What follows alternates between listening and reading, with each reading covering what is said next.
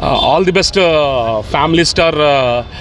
Firstly, thank you to Mr. Vijay Devarakonda for Dear Comrade movie.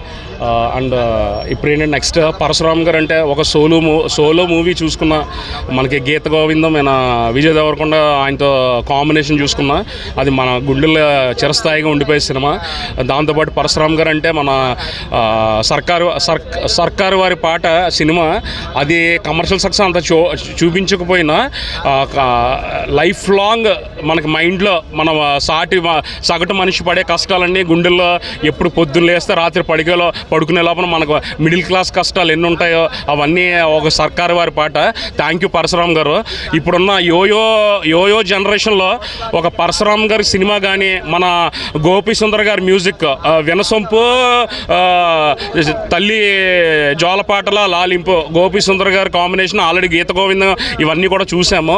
Wishing all success to family star movie. Very much eagerly waiting for that movie. One last thing ఇంకోటి ఏంటంటే ఇది దిల్ రాజు గారి production అనుకుంటా.